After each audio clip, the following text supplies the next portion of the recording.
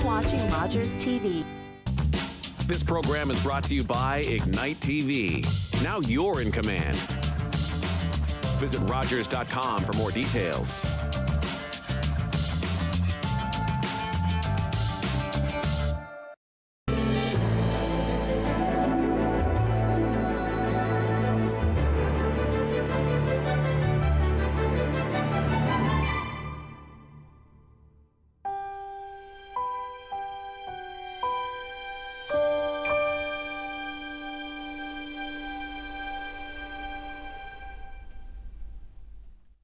Hello and welcome back to The Stage Door, presented by Rogers TV and Canberra Arts. We are so excited to be back for another season, and there is certainly a lot going on, and Canberra Arts is such a privilege to be able to present some of the events that are going on in our community.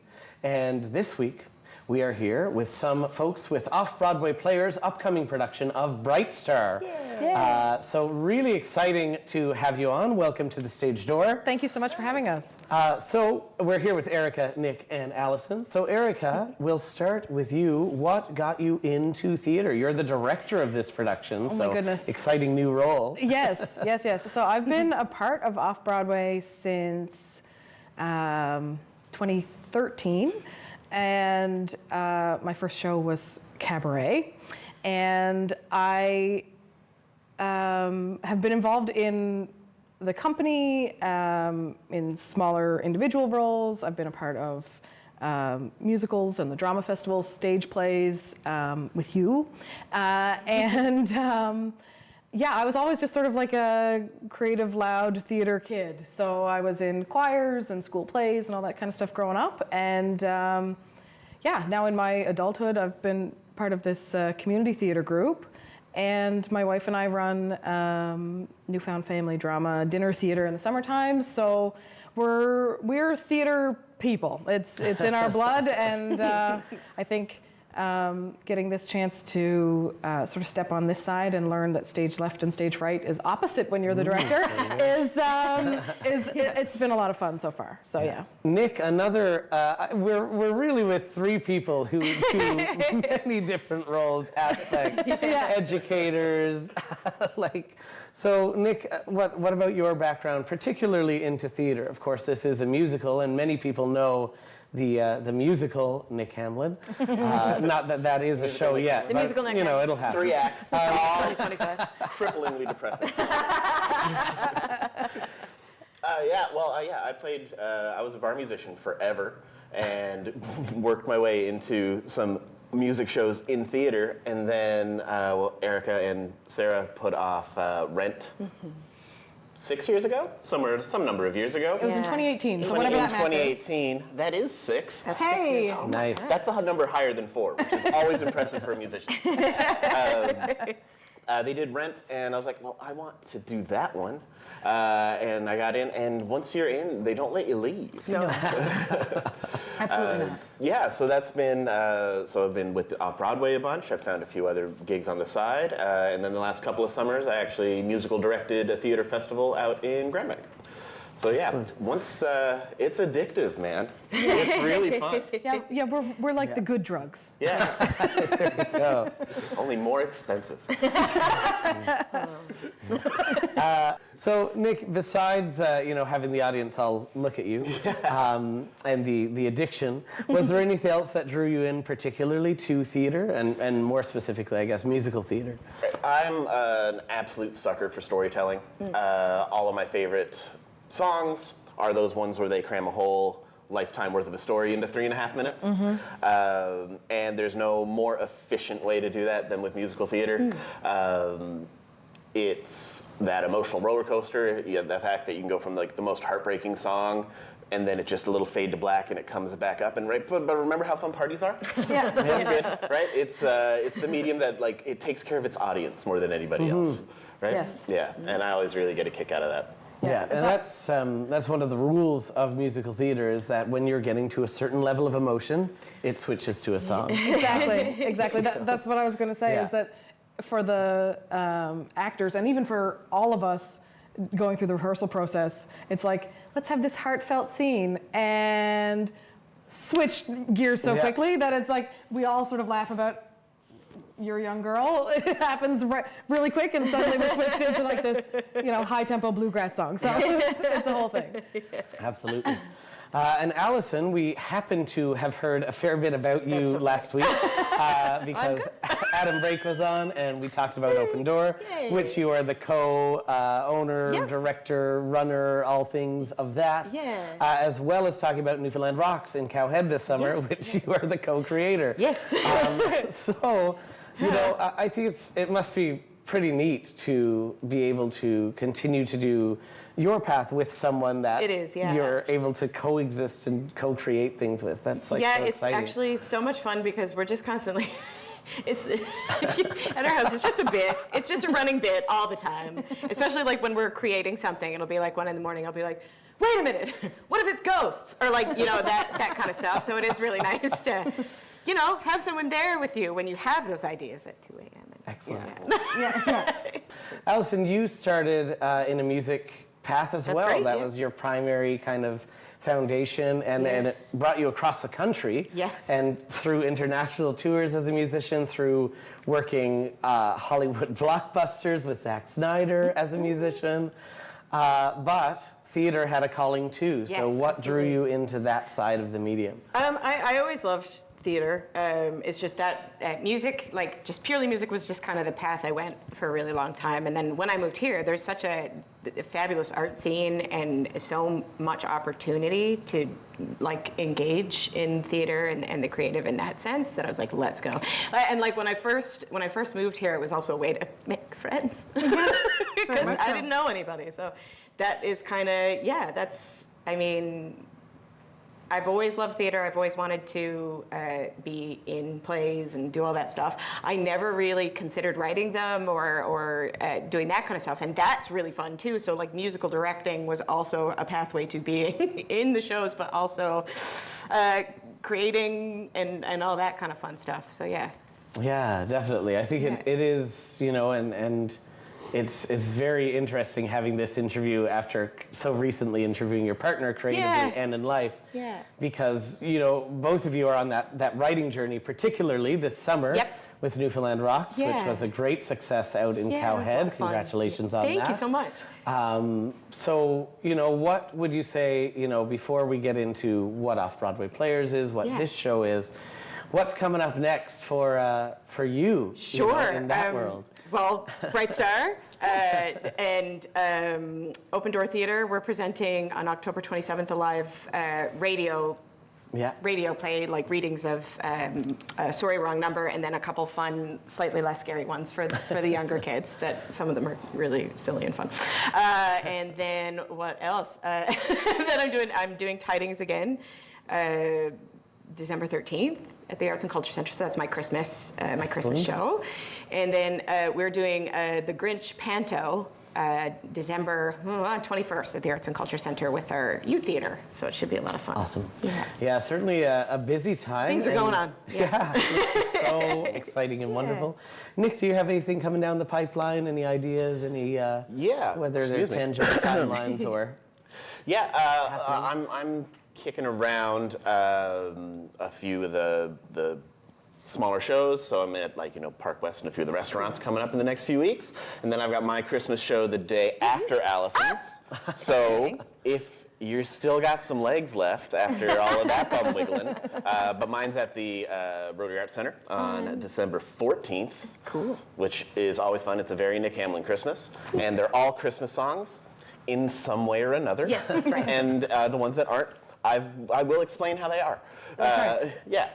So that's always been that's when my Christmas starts. I know for everyone else it's like November 2nd, but mine starts and usually ends that evening. I break out my one Christmas decoration, my Joel the Lump of Coal. Yes. And and it'll be a fun little show. Looking forward to that a bunch.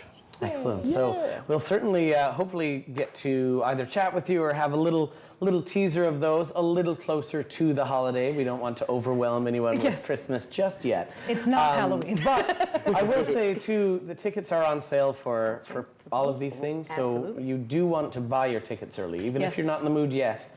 It makes a big difference, A, to the artist to know, okay, we have this many, but B, to you, the audience, because if you wait, you might not get it. Yes. Shows sell out. It's such a true Corner Brook thing. Yeah. To be like, oh yeah, that thing that happened. So yeah. So Yeah. please look at your social medias and your buy tickets to all of it, and your every Rotary single Arts thing. Center email and your Please come. Arts and Culture Center email. Please all those come. things. Please come. Yeah, well, and it's been a pretty unique year. Yeah. That usually December's always a pretty busy time Yes, yeah, for absolutely. theater, for music in particular, because it's the holidays. People are coming together. That's the nature of holidays. That's right. But this year, I think in part thanks to Year of the Arts, we have so many touring productions that are coming in to Corner Brook. We have Yes. so much theater happening. Really, September all the way through Absolutely. December. Really, the Arts really, and Culture truly, yeah. Center is pretty well always booked, whether it's a rehearsal or a show. Yep. And I think the Rotary Arts Center is the It is, same. yeah. Certainly, Similar, as it yeah. heads to December, it's really ramped up. So Yep. it's so exciting. It is very that exciting. That's all happening.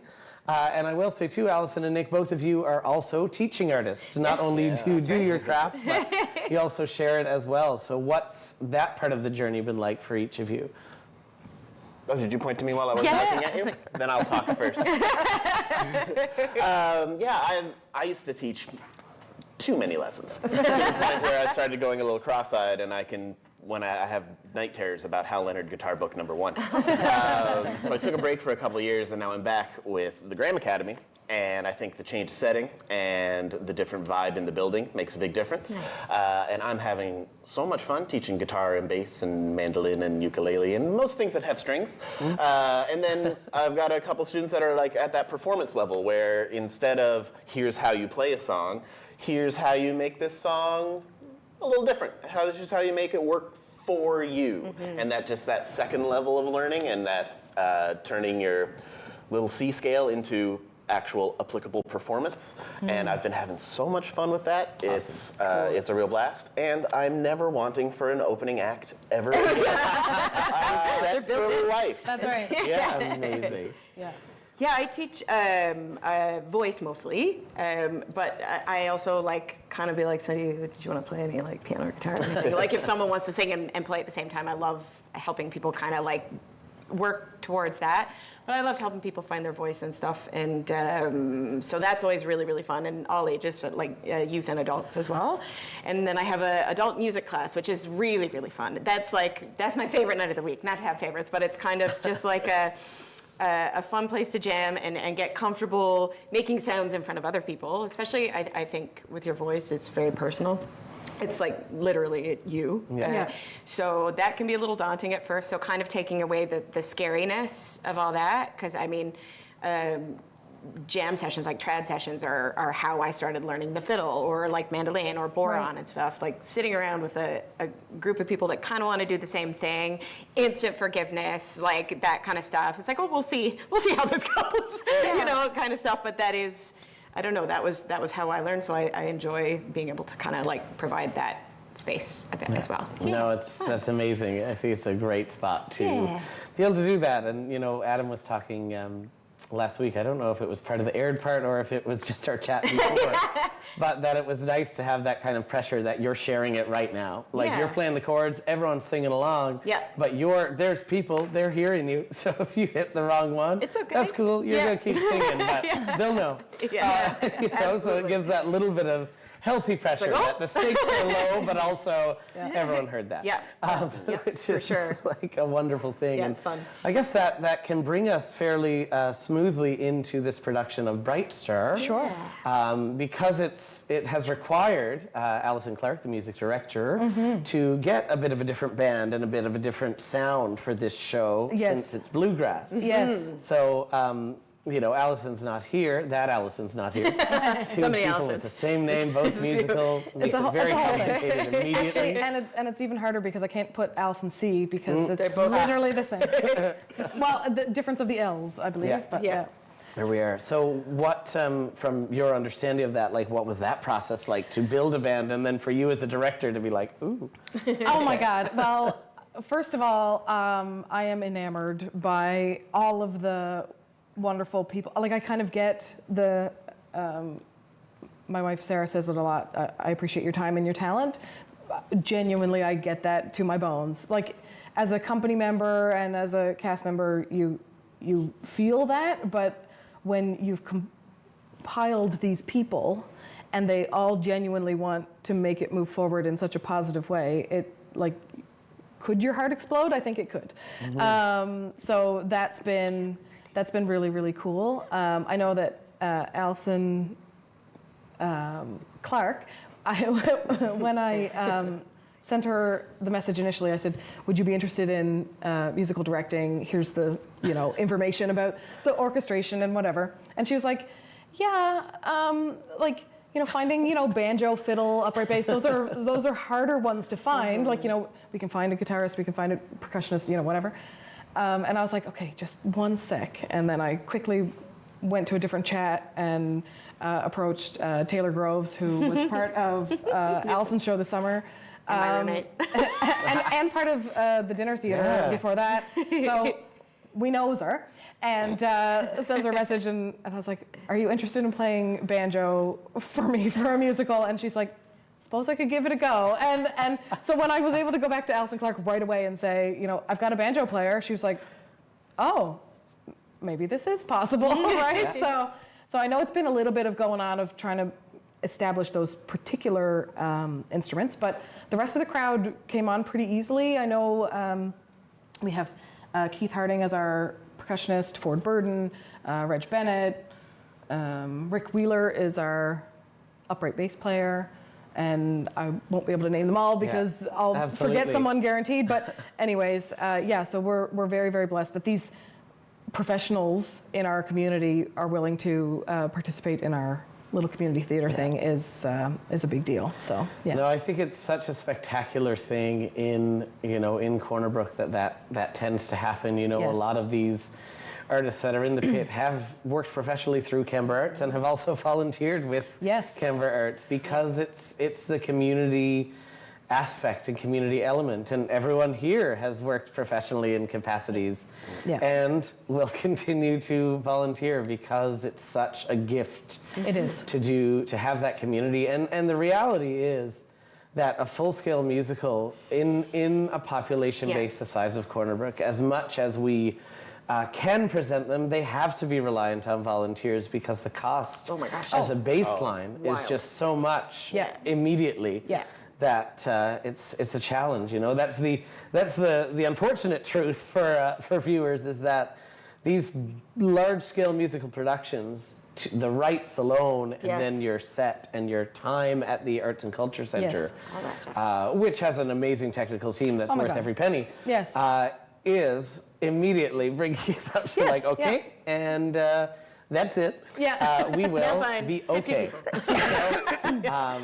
So it's a journey in that side. So I think community theater is so valuable because it is something that brings people out and keeps those type of shows happening in the region. That's right. And it's a gift to have that community. And Off-Broadway Players has really been doing that now for nearly 20 years, if not. I think in terms of the musical. It's something in the realm of 20 to 25 years. So exciting that it's been a fall tradition. To see that come into play is a real gift, and to see people continue to come out and be a part of it. And there's always new people. So exciting. That's the amazing thing about it is that every year you're surprised by who comes out and these random people. I'll call them random because it's like, where did you come from? And excuse me, they're such incredible talents of their own, but it depends on the show. It goes back to when we did Rent, for example. There was a specific group of people showed up for Rent that we had never seen before. And it's like, oh, hello. And now you can't get rid of some of them. And then you have the rock musicals where you'll get a whole other subset of people, and they're also incredibly talented, but they might not come out for the, softer ones in between. But it's just really, really wonderful that those people are. I had never heard Reg say the word mandolin, let alone just shred on a mandolin. Yes, that's right. It's just you find new things out about people at the strangest intervals. Where have you been hiding? Yeah, exactly. Yeah. It's so amazing. as we gush about the elements of community Yes. theater, we should talk a little bit about this show Probably, and yeah. what we can expect. And we are going to get a sneak peek after we hear a little bit about what the show is. It's written in part by Steve Martin, Yes. who, of course, well known as a comedian, Yes. SNL, and a wealth of movies. Yes. But also quite well known as a bluegrass player too. Yeah. Yes, Banjo. yes. So it's a bluegrass musical written by Steve Martin and Edie Brickell. So Edie Brickell is a singer-songwriter of her own, and she's part of Edie Brickell and the New Bohemians. Yeah. Another great bluegrass. Is her group. player. And also, fun fact, she's married to Paul Simon. I know. Which I was like, Pretty wild. You want to talk about that 1 o'clock, like, I've got an idea. Can you imagine, like, I'm stuck for a good rhyme. What do you think, Paul Simon? yeah, right? Imagine What a what life team. must be like. Yeah. It could be ghosts. It's usually ghosts. Yeah. Yes. So that's been really cool. I've gone down so many rabbit holes of interviews and different things like that. But yes, so Steve Martin is a very good banjo player and has performed with the New Bohemians a few times as well, and they've gone on tour, and I believe they wrote an album, and parts of that album have been sourced into this musical. That's where this sort of came from. Yeah. Is this where I tell you about the show? Yeah, just Okay. a brief Like, where are we now? synopsis without giving too much away. of course. Yes. So, I know, I'm like, what was my script? So Bright Star is set in Asheville, North Carolina, or North Carolina in general, and it's set in 2 timelines. So we're in the 1920s and we're in 1945. And we're following Alice Murphy, who's a literary editor, and this is played by the beautiful, wonderful Alison Crowe. And she is approached by a young man coming home from World War II, aspiring young writer Billy Kane, who is portrayed by John Dion.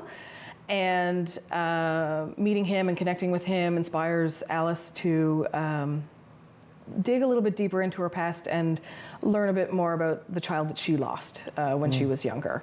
And so we get transported back in time. We learn a little bit about her young life and her young love, portrayed by Nick Hamlin.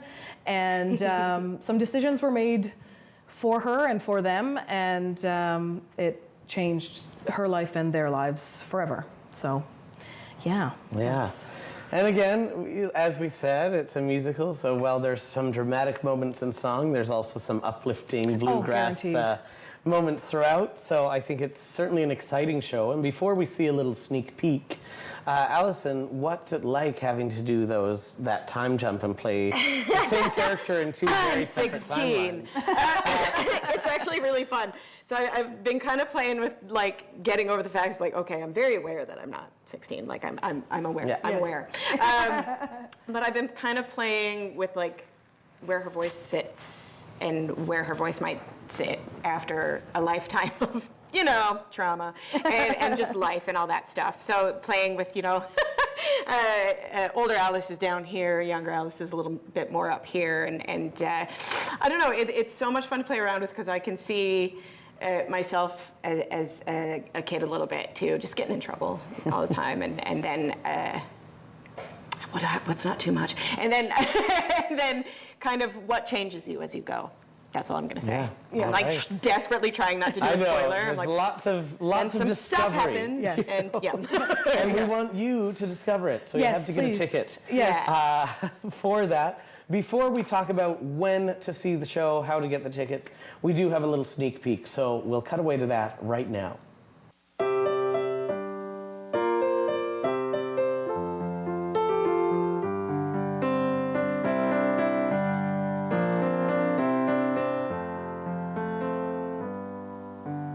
What could be better than holding you close to me like this?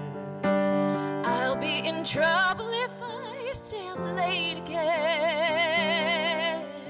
10 more minutes in my arms won't do any harm.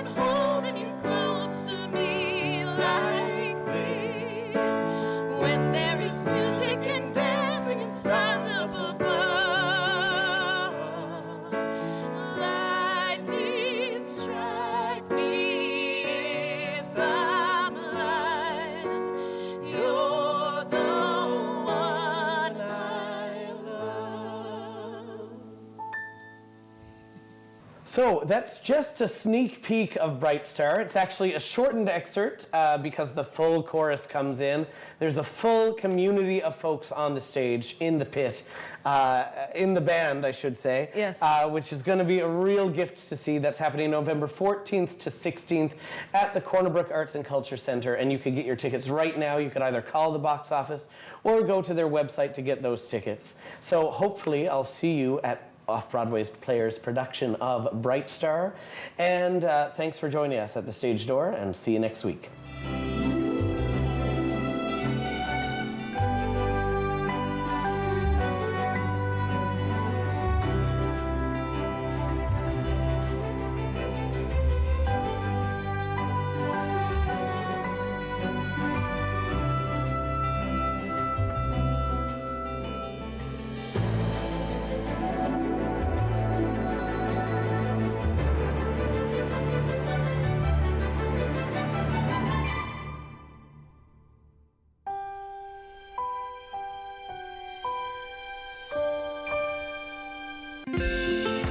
If you have a comment about this program, we'd love to hear it.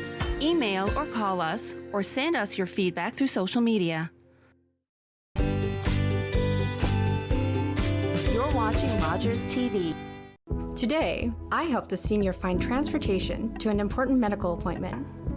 Today, I helped a new mom find virtual programming so she didn't feel so isolated. Today, I helped someone understand new government supports. Every day, 211 navigators connect Canadians to critical government and community programs and services. 211. Help starts here. For me, it all started here. I do my best work here. Scores! Oh my goodness! This guy's dangerous from here, here, and here. We're watching history in the making here. Are you watching this? And our fans are up here. I'm here for it. It's all about what's up here and what's in here. Sportsnet, here for hockey. This is a perfectly healthy child. What's unhealthy are birth alerts, a racist practice that may stop